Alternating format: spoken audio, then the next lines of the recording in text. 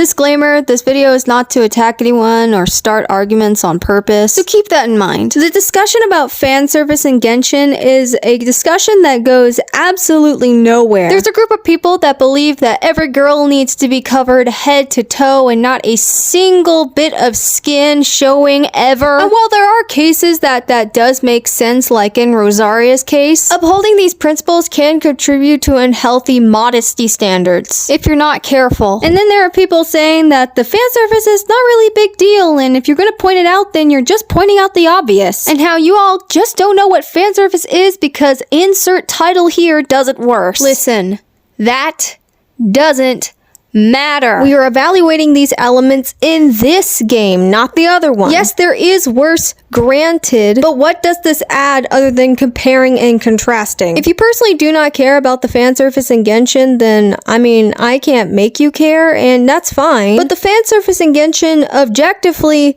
does matter. Which, put a pin in this. And then there is a group of people saying, well, you guys just make it weird. There's nothing fan service about a short skirt or shoulders or posing in a certain way or acting in a certain way, which I'm gonna hold your hand when I say this. Fan service is intentional. Hoyoverse is the business, the characters are the product, and the product needs to be sold. Hoyoverse wants to hit a certain demographic with their characters, and therefore they make decisions for their character design that contribute to that. Bringing back that pin from earlier, this is why fan service is important. If there wasn't an already established audience that likes these things, then fan service wouldn't be commonplace. It's not wrong to like these characters and the elements that go into them, but the way female fan service is done can contribute to objectification and sexualization, which, going over that and getting to the root of that, is a stroke in a bigger painting. It's also a factor about how differently people treat female and male fan service. Female fan service is treated as common, while male fan service is treated as a commodity. It's also how differently female and male fan service is handled. The exaggerated proportions on female characters is a whole lot obvious than the ones on male characters. Male fan service enhances their appeal, while female fan service mandates their appeal. Hoyoverse mandates this appeal for 99% of their female characters, when male characters can be with or without. Personally, I can't speak about the appeal of fan service because, well, I'm ace, so certain fan service just doesn't do it for me. But what are your thoughts about fan service? Please, civilly, let's not fight. Oh my gosh. Please let there not be long-threaded arguments. So thank you for watching to the end. I know it's not a lot of you, but I appreciate you anyways, so stay tuned to whatever I gotta say next. Okay, bye-bye!